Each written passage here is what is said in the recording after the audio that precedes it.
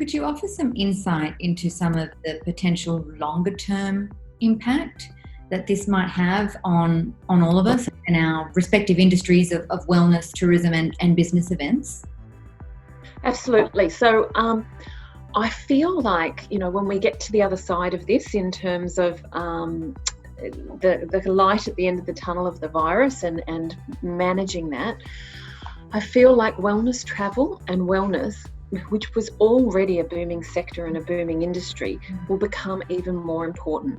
We, at part of the work that we're doing at the Global Wellness Institute, we're releasing a wellness travel survey, some insights into work, business and travel, so wellness and work. And, some of the insights into that are really interesting.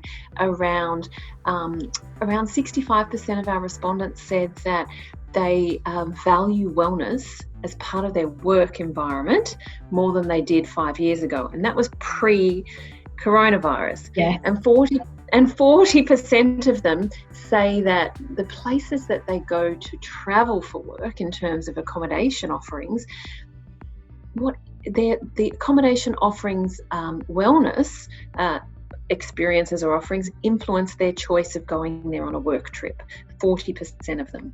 So what, it's huge. So what I'm thinking is that, the future is really around, a global society that is going to need to rejuvenate and reconnect, and wellness is going to be a big part of that, and wellness travel will be a big part of that. I also hope that business event professionals will really focus in on wellness and that this idea of mental wellness and self-care a little more, because an events organizer, I believe, is categorized as the 5th most stressful profession after only first responders. So I think this will help to put everything into perspective.